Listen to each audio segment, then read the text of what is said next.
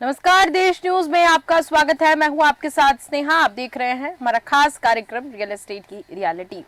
आज हम बात करेंगे छत्तीसगढ़ की, छत्तीसगढ़ के रायपुर की। दरअसल अमलडीह में एक्सप्रेस वे के बाजू में बिल्डर ने बिना अनुमति जो सर्विस लेन बनाई थी उस पर बुलडोजर चलवा दिया गया है फिलहाल, लेकिन उस पर जो बिल्डर है वो कब्जा करता हुआ दिख रहा था। जिस जगह सर्विस लेन को एक्सप्रेस वे से जोड़ा गया था वहां तो ऐसा गड्ढा किया गया है कि कोई पैदल आ जा नहीं सकेगा। शहर के कई बड़े बिल्डर यहां अपने प्रोजेक्ट्स ला रहे हैं। अपनी कॉलोनी को एक्सप्रेस वे से जोड़ने के लिए उन्होंने छत्तीसगढ़ सड़क विकास निगम से अनुमति के बिना सर्विस लेन बना ली थी, ताकि वह एक्सप्रेस वे से कनेक्टिविटी दिखाते हुए अपने प्लॉट आसानी से बेच सके। स्पॉट पर निरीक्षण करने के बाद उन्होंने सर्विस लेन को जगह जगह खुदवाकर उसमें गड्ढे करवाए थे। हालांकि कल ही इस पर बुलडोजर चल चुका है, लेकिन बिल्डर्स की इतनी मनमानी जो देखने को मिली कि सर्विस लेन बना दी गई और उसको एक्सप्रेस वे से जोड़ दिया ताकि उनका प्रोजेक्ट और भव्य दिखे, लेकिन बिना अनुमति। सड़क विकास निगम जो छत्तीसगढ़ का है उसके बिना अनुमति के ये सारे कार्य किए गए। बुलडोजर जरूर चला यहाँ पर, लेकिन ध्यान करने वाली बात यह है और समझने वाली बात यह है कि आखिर बिना अनुमति के सर्विस लेन बना दी गई अपने प्रोजेक्ट्स को दिखाने के लिए कि हमारा प्रोजेक्ट सबसे अच्छा है। आखिरकार अगर किसी ने वहां पर प्री बुकिंग करवा दी होगी उसके ऊपर क्या बीत रही होगी। यहाँ पर समस्या सिर्फ लोगों को होती है, बिल्डर्स मनमानी करते नजर आते हैं। जब सर्विस लेन बनवा दी तब जाके प्रशासन की नींद खुली। उसके सर्विस लेन के निर्माण के दौरान क्या प्रशासन की नींद नहीं खुल रही थी? यानी कि आप समझ सकते हैं प्रशासन किस तरह से है और बिल्डर कैसे बेखौफ नजर आ रहे हैं। ज्यादा जानकारी लेंगे, इस मुद्दे पर हम चर्चा करेंगे। हमारे साथ प्रकाश सक्सेना जी जुड़ चुके हैं, वरिष्ठ पत्रकार। प्रकाश सक्सेना जी, बहुत बहुत स्वागत है आपका देश न्यूज पर। जी प्रकाश सक्सेना जी, प्रकाश सक्सेना जी आवाज सुन पा रहे हैं मेरी? हाँ आ रही है जी। प्रकाश सक्सेना जी, मामला आज जो है वो रायपुर से है। दरअसल रायपुर में एक बिल्डर के द्वारा सर्विस लेन बना ली गई और उसको एक्सप्रेस वे से जोड़ने के लिए, कनेक्टिविटी दिखाने के लिए, ताकि उनका जो प्रोजेक्ट है वो काफी भव्य दिखता हुआ दिखे और लोगों को यहाँ पर बिल्डर आसानी से बेवकूफ बना सके। इसलिए उन्होंने सर्विस लेन बना ली और एक्सप्रेस वे से जोड़ता हुआ दिखा दिया। लेकिन जो लोगों ने वहां पर प्री बुकिंग करवाई होगी, जिन्होंने प्री बुकिंग करवाने का सोचा भी होगा या करवा ली होगी, वो यहाँ पर भुगतते हुए दिखेंगे। साथ ही एक और सवाल यहाँ पर ये खड़ा हो रहा है कि जब सर्विस लेन बिल्डर ने बनवाई, क्या उस वक्त प्रशासन को नहीं दिखा कि यहाँ कैसा निर्माण चल रहा है, अवैध निर्माण चल रहा है? जब सर्विस लेन बन गई तब वहां पर बुलडोजर चल रहा है। तो अब प्रशासन इतना ज्यादा ढीला नजर आता है कि कहीं भी कुछ भी निर्माण होता रहेगा और दिखता नहीं है। जी, कुछ लोग प्रशासन के मिले होते हैं बिल्डरों से उनको फायदा पहुंचाने के लिए। ये आप देखें, ये उसी तरह का मामला लगता है जैसे अपने यहाँ नदी के किनारे मकान बने जी। तो लोगों को रिवर व्यू का लालच देके बेचे गए, जबकि इससे खतरों से आगाह नहीं थे लोग। उसी तरह से सर्विस रोड जो बिल्डर ने बनाई है, जो एक्सप्रेस वे बनाए गए हैं, ये इसलिए बनाए गए हैं कि आवागमन में समय बचे। आप देखें पूरे भारत में जगह जगह एक्सप्रेस वे बना रहे हैं जी। उसकी विशेषता क्या है कि आप कम समय में अपने गंतव्य तक पहुंच सकते हैं। बिल्कुल। तो जहां एक्सप्रेस वे बनते हैं वहां सर्विस रोड दी जाती है। ये जो मामला आप बता रही हैं अमलीडीह का जी, ये लगभग 1 साल से चल रहा है। ये जी, वहां जो सुनने में आया है कि वहां छत्तीसगढ़ सड़क विकास निगम ने जी सर्विस रोड इसलिए बनाने से मना कर दिया था कि उस पे जमीनों का मुआवजा देने के लिए पैसा नहीं है जी जी, क्योंकि जमीन अधिग्रहण करना पड़ता है जी और उसके मुआवजा देना पड़ता है। वो किसान है या जिनकी भी जमीन है उनको। तो कुछ किसानों ने या बिल्डर्स ने ऑफर किया था कि हम जमीन दान कर रहे हैं, पर उसके साथ उन्होंने इस शर्त जोड़ दी थी कि हमारे जो प्रोजेक्ट हैं उनको सीधे एक्सप्रेस वे से जोड़ दिए जाए, जो कि खतरनाक साबित होते हैं क्योंकि एक्सीडेंट के कारण बनते हैं ये। बिल्कुल। इसलिए सड़क विकास निगम ने वहां जो है उसने अनुमति देने से मना कर दिया था जी। तो समस्या दोनों तरफ से है। वहां के रहवासियों के लिए भी एक कि सर्विस रोड नहीं होने से आवागमन में दिक्कत है। वहां एक अंडरपास भी बना हुआ है, उसकी हाइट का मामला भी बताया जा रहा है। वहां से फायर ब्रिगेड भी नहीं आ जा सकती बिल्कुल। तो ये भी दिक्कत वाली बात है कि कल को कोई आगजनी की घटना हो तो फायर ब्रिगेड कैसे आएगी।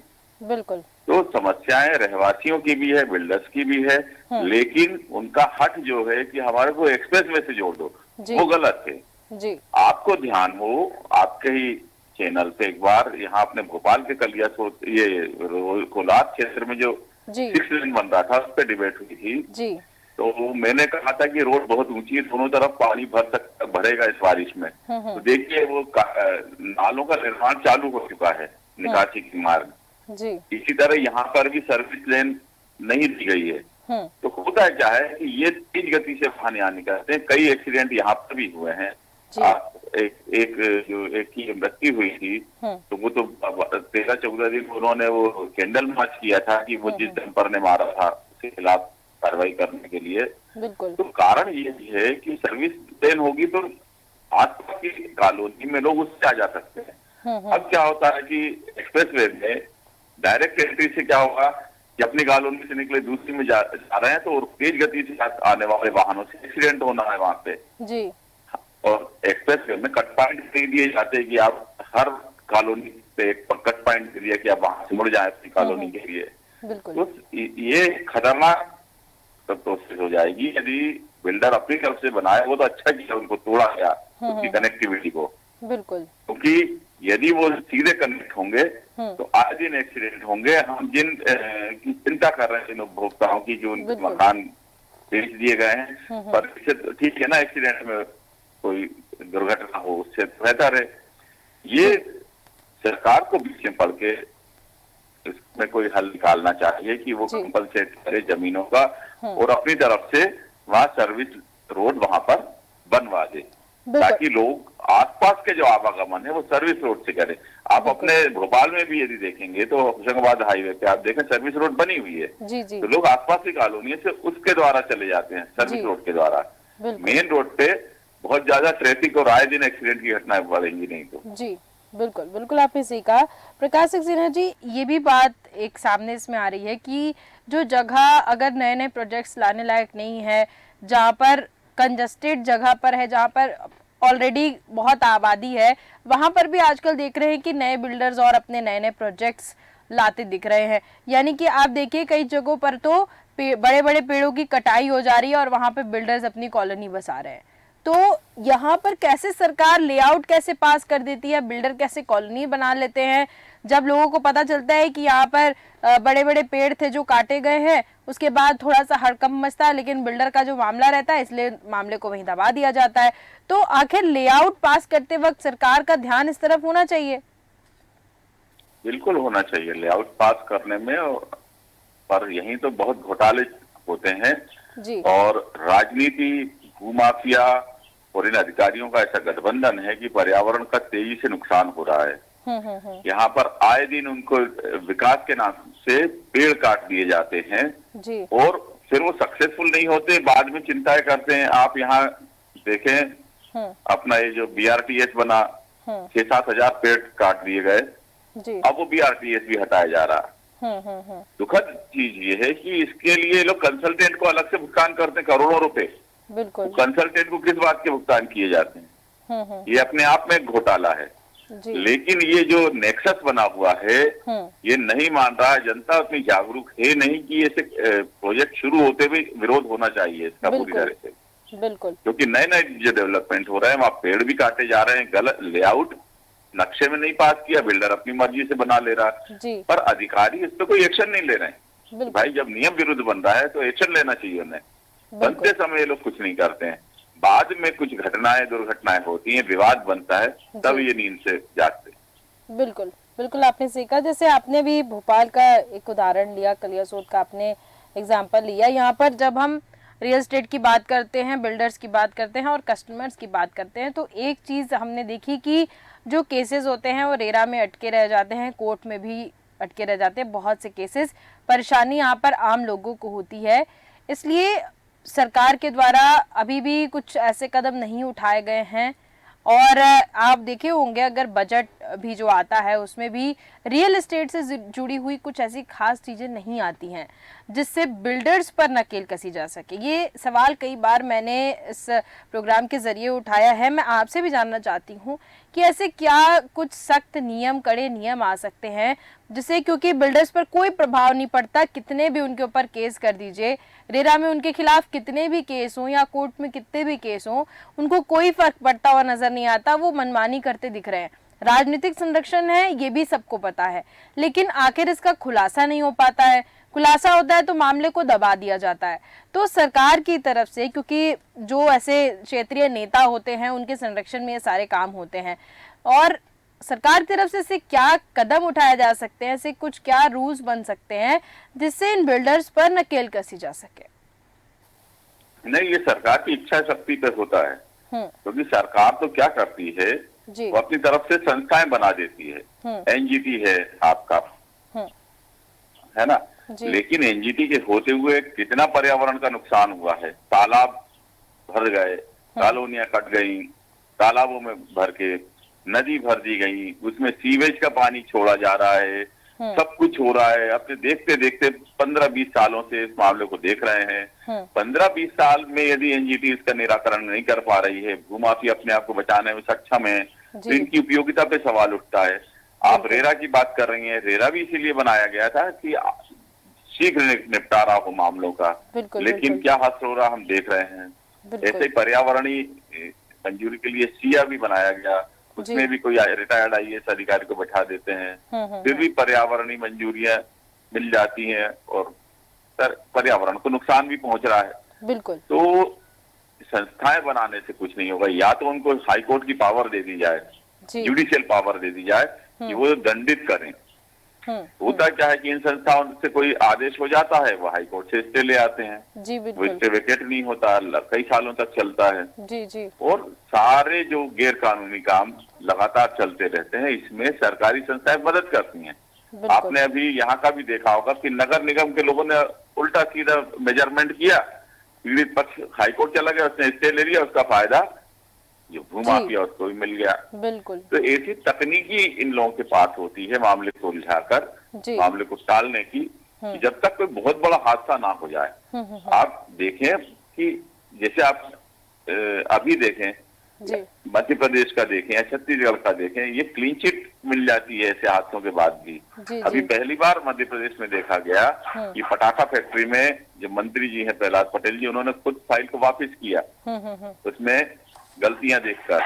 तो ऐसे जागरूकता, मतलब किसी नेता या अधिकारियों में यदि विल पावर होगी, न्याय देने की विल पावर होगी, सही काम करवाने की, तो किसी की हिम्मत नहीं हो सकती है इसको गलत काम करने की। बिल्कुल। तो अच्छी नियत, अच्छी इच्छा शक्ति वाले नेता और अधिकारियों की जरूरत है, बिल्कुल, जो इस नेक्सस को तोड़ सके और तुरंत कार्रवाई हो, नियम टूटा वैसे ही कार्रवाई हो। बिल्कुल।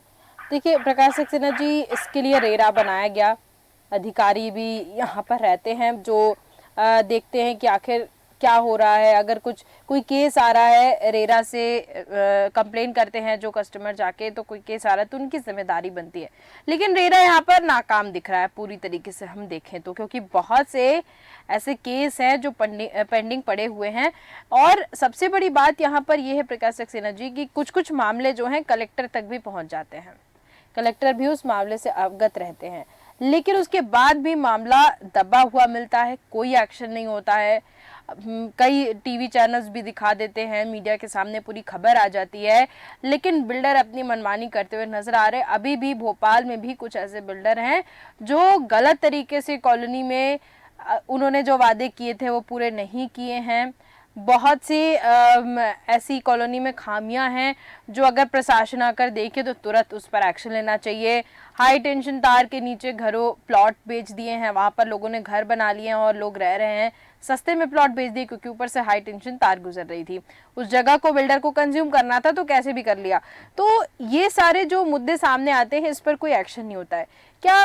क्योंकि सरकार को बार बार मैं इसलिए कह रही हूँ क्योंकि रेरा बनाया गया तो उससे तो कोई एक्शन हो नहीं रहा है, तो इसमें अब सरकार को ही आगे कुछ कदम उठाना पड़ेगा। बिना सरकार की कदम उठाए या बिना एक सख्त अधिकारियों का वहां पर निरीक्षण होना बहुत ज्यादा आवश्यक है, नहीं तो अभी तो बहुत कम भ्रष्टाचार देखने को मिल रहा है। आने वाले समय में बिल्डर्स एकदम चरम सीमा पे पहुंच जाएंगे। जी बिल्कुल, कलेक्टर अपने आप में डिस्ट्रिक्ट मजिस्ट्रेट होता है, उनको लीगल पावर डेलीगेट की हुई होती है जुडिशरी द्वारा जी। वो चाहे तो हर ऐसे गलत काम पे एक्शन ले सकते हैं। और दुखद पहलू यही है कि उनको हर मामले की जानकारी होती है जी। लेकिन एक्शन नहीं लिए जाते हैं। अब वो जाने उनके क्या व्यक्तिगत उनके इंटरेस्ट होते हैं जी। क्यों नहीं करते। बिल्कुल। तो सर्विस रोड, एक्सप्रेस वे, ये जो नदी के किनारे, तालाब के किनारे, ये बहुत सेंसिटिव मामले होते हैं। कंस्ट्रक्शन जो होता है इनके किनारे जी। बहुत संवेदनशील मामले होते हैं, इसमें बहुत जनहानि की आशंकाएं होती हैं। इसको नजरअंदाज करना एक गंभीर चूक मानी जाना चाहिए। लेकिन यहीं पर लोग मजबूर हैं, लोग कलेक्टरों की शिकायत करते हैं। आप जो अमली डी की जो हम चर्चा कर रहे थे जी। ऐसा नहीं है कि वहाँ कलेक्टर के संज्ञान में नहीं होगा जी बिल्कुल, लेकिन उसका हल कौन निकाले? कलेक्टर ही हल निकाल सकता है या वहाँ की राज्य सरकार, छत्तीसगढ़ सरकार जी। क्योंकि वहाँ विवाद आ रहा है सर्विस रोड के लिए जमीन का। रहवासी देने को तैयार है, वहाँ के जो बिल्डर्स हैं या वहाँ के जो निवासी हैं कई लोग, बिल्कुल। लेकिन वो अपनी कंडीशन रखते, वो कंडीशन तो मानी नहीं जा सकती। बिल्कुल। क्योंकि वो न केवल उस एक्सप्रेस वे से गुजरने वाले वाहनों के लिए खतरनाक होगी बल्कि उस कॉलोनी के लोगों के लिए खतरनाक होगी। अचानक वहाँ बिना कट पॉइंट के लोग सीधे एक्सप्रेस वे रोड पे आएंगे और तेज गति से चलते वाहनों से एक्सीडेंट होंगे। तो सरकार तो इसकी अनुमति नहीं दे सकती, पर वहाँ बिल्डर्स ने यदि ऐसा किया है तो उसके खिलाफ कड़ी कार्रवाई होना चाहिए ताकि दूसरे से नसीहत लें कि आगे से ऐसी कोई हरकत ना हो वहां पे। लेकिन कलेक्टर भी राजनीतिक और इन लोगों के बिल्डर्स से सीधे दबाव में नहीं आते हैं, पर कहीं ना कहीं इनका पॉलिटिकल कनेक्शन होता है, उसके प्रेशर में आकर इसको नजरअंदाज कर जाते हैं, जिससे हादसे लगातार बढ़ते रहते हैं। बिल्कुल। यदि अवेयरनेस हो तो ये इन हादसों की संख्या काफी कम की जा सकती है। बिल्कुल बिल्कुल, आपने सही कहा, अवेयरनेस हो। यहाँ पर भारत देश की जनता को अगर हम देखें तो कुछ ही प्रतिशत ऐसा होगा जो रियल एस्टेट से जुड़ी हुई सभी जानकारी रखता होगा। बहुत ही कम ऐसा परसेंटेज देखने को मिला है। बाकी जितने लोग हैं वो बहुत ही नॉर्मल बेसिक जानकारी रखते हैं रियल एस्टेट से जुड़ी हुई। अगर किसी को घर लेना है उससे जुड़ी बहुत ही जो छोटी मोटी जानकारी होती है, बेसिक लेवल की जानकारी लोगों के पास होती है।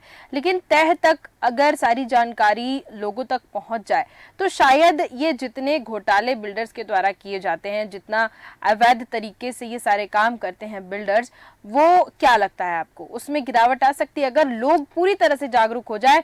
एक एक बिल्डर की मैं कह सकती हूँ यहाँ पर एक एक नस पकड़ते हुए देखें कि कहाँ पे बिल्डर क्या एक्शन ले सकता है, तो उस केस में क्या हो सकता है? क्या ये मामले कम हो सकते हैं या फिर राजनीतिक संरक्षण इतना महत्वपूर्ण इसमें कह सकते हैं हम कि उसके बाद भी बिल्डर जो हैं वो अपनी मनमानी करेंगे? देखिए, वो व्यवसायी हैं, बिल्डर जो हैं वो अपना माल बेचना चाहते हैं, कैसे भी बेचें जी। यदि ग्राहक सतर्क हो जाए, जागरूक हो जाए, उनसे खरीदना बंद कर दे और जब उसे अपने व्यवसाय में हानि होगी तो वैसे काम करना अपने आप बंद कर देगा। तो सबसे अच्छा उपाय तो जागरूकता का ही है। बिल्कुल, है ना। यहाँ ये एक चीज और बताऊं, जो अमली डी का की आप बात कर रही हैं, वहाँ प्रशासन ये तेलीबांधा से फंडर के बीच में कंक्रीट वो जो बाल खड़ी करना चाह रही है, बाउंड्री जी जी, है ना, लोहे के वो भी खड़ी करना चाह रही कि लोग एंट्री नहीं करें। उन्होंने सर्विस रोड को जो कनेक्टिविटी को तो खोद दिया है और वो कंक्रीट की दीवार ही बनाना चाह रही है किनारों पे ताकि लोग सीधे घुसे नहीं। पर जब इस पे इतना खर्च किया जा रहा है तो क्यों ना सर्विस रोड पे कर दें और उसी कनेक्टिविटी को वो ठीक है कनेक्ट ना होने दें, पर इसका कोई समाधान निकालें। बिल्कुल। तो ये उससे छूटी कुछ बात मैं बता रहा था। अब मैं बात करूं कि जागरूकता ही बचाव का सबसे अच्छा उपाय है जी। बिल्कुल, आप उस लफड़े में नहीं फंसे, विवादास्पद जगहों पर आप प्रॉपर्टी खरीदे ही नहीं। जब वो प्रॉपर्टी बिकेगी नहीं, उनके धंधे पिटेंगे तो अपने आप ऐसे लोगों ये बंद कर देंगे। बिल्कुल, तो लेकिन यहाँ पे जागरूकता ही तो नहीं मिल पा रही है लोगों को। प्रकाश सक्सेना जी, जागरूक आखिर करेगा कौन? जब बिल्डर जो है राजनीतिक संरक्षण में रहते हैं तो फिर राजनीतिक पार्टियां कैसे यहाँ पर लोगों को जागरूक कर सकती हैं? अपना घाटा खुद से नहीं लगवा पा रही है ना। जागरूकता के साथ क्या है कि लोगों में लालच भी उनको खींच लेता है। जैसे एक्सप्रेस वे, उनको लगता है एक्सप्रेस वे पे अपना मकान हो जाएगा, उसकी कीमत इतनी हो जाएगी और ये हो जाएगा, उनके मन में जो लालच आता उसमें भी फंस जाते हैं वो शहर के अंदर वर्टिकल एक्सपांसन भी हो सकता है। जैसे अभी हॉरिजॉन्टल एक्सपांसन में जमीन बहुत ज्यादा खपत हो रही है, खेती खत्म होती जा रही है और कॉलोनियां कटती जा रही, सीमेंट के कंक्रीट के जंगल बिछ रहे हैं पूरे शहरों में, आप देखें पूरे देश में। बिल्कुल। तो अब ये समस्या आएगी कि आगे जमीन कहाँ से लाएंगे। तो अभी से आप देखें कि बड़े बड़े शहरों में, हमारे भोपाल में भी देखें कि पुराने कंस्ट्रक्शन को तोड़ के वर्टिकल हाई राइज बिल्डिंगें खड़ी की जा रही हैं। जी जी बिल्कुल। तो वो भी एक उपाय है जमीन को बचाने का, पर्यावरण को बचाने का, क्योंकि हरियाली बची रहे। पर लोग अपने खुद के मकान के लालच में दूर दूर जो कॉलोनी कट रही है, और स्पेशली जहाँ एक्सप्रेस वे या हाईवे आते हैं, वहाँ उनको ये लालच रहेगा कि यहाँ डेवलपमेंट तेजी से होगा और यहाँ प्रॉपर्टी कीमत बढ़ेगी। उस चक्कर में भी, लालच में भी लोग वहाँ पर फंसते हैं। बिल्कुल। और ऐसी चीजों को नजरअंदाज कर जाते हैं। यदि लोग जागरूक हों, लालच में ना पड़े, तो ठगी का शिकार नहीं होंगे वो। बिल्कुल। और यही उपाय हम कह सकते हैं कि अगर लोग बेहतर तरीके से जागरूक हो जाए, एक एक चीज अगर समझ जाएं, तो फिर ये जितने भी जो बिल्डर्स के द्वारा मनमानी की जा रही है या बिल्डर्स लोगों को परेशान करते नजर आए, तो इसमें भी गिरावट आ सकती है आसानी से। बिल्कुल आ सकती है। मैं उपभोक्ताओं का और ये बाजार का एक छोटा सा उदाहरण दूंगा, पुराना वेस्ट बंगाल का ही है कि वहाँ के लोग मछली ज्यादा खाते हैं। तो एक बार मछलियों के रेट बहुत ज्यादा बढ़ गए, तो वहाँ क्योंकि कम्युनिस्ट थे, उन्होंने तय कर लिया कि हम इतने दिन मछली खाएंगे नहीं। उन्होंने खाना बंद कर दिया और सड़ने लगी, बिकने लगी, अपने आप भाव कम हुए। ये समझाने के लिए उदाहरण में दे रहा हूँ। बिल्कुल बिल्कुल। कि लोग थोड़े से जागरूक हो जाए और ऐसी अवैधानिक जगहों का बहिष्कार करना चालू कर दें सामूहिक रूप से। आपस में प्रचार करें कि अरे वो अवैधानिक जगह है, वहां हमें नहीं खरीदना है। अपने आप मार्केट गिरेगा, अपने आप उनको नियम कायदे फॉलो करना पड़ेंगे। हम सरकार से उम्मीद रखते हैं, पर हम देख रहे हैं कि वो उम्मीदें पूरी नहीं हो रही हैं। तो ये उपभोक्ताओं को आपस में जागरूकता पैदा करना चाहिए और ऐसे अवैधानिक कंस्ट्रक्शन जो है, इलीगल कंस्ट्रक्शन हैं, ऐसे कंस्ट्रक्शन का हम बहिष्कार करना चालू कर दें। बिल्कुल बिल्कुल, आपने सही कहा कि कोई हल निकलेगा। बिल्कुल, इसके जरिए ही कुछ न कुछ सोल्यूशन निकलता हुआ दिखेगा। बहुत बहुत धन्यवाद प्रकाश सक्सेना जी हमारे साथ जुड़ने के लिए, तमाम जानकारियां देने के लिए। तो अमलीडीह की हम बात कर रहे थे और रायपुर का ये मामला है छत्तीसगढ़ का। यहाँ पर दरअसल बिल्डर के द्वारा मनमानी दिखाई गई है और लोगों को एक्सप्रेस वे का लालच दिया गया है। ऐसी बहुत सी खबरें हमारे सामने आती हैं जहाँ पे बिल्डर्स जो हैं वो नाकाम नजर आते हैं और मनमानी भी करते नजर आते हैं, लेकिन कुछ एक्शन खास उनके ऊपर दिखता नहीं, बिल्कुल भी नहीं दिखता है। क्योंकि अगर रेरा के पास जाते हैं तो वहां से भी लोगों को निराशा ही मिलती है, कोर्ट से भी निराशा ही मिल रही है, मामले टलते दिख रहे हैं। लेकिन इसके लिए लोगों को ही जागरूक होने की आवश्यकता है। अगर लोग जागरूक होंगे तो ये मामलों में जो मामले लगातार बढ़ते आ रहे हैं वो कम होते दिखेंगे। तो फिलहाल के हमारे इस खास कार्यक्रम में सिर्फ इतना ही। देखते रहिए देश न्यूज़। नमस्कार।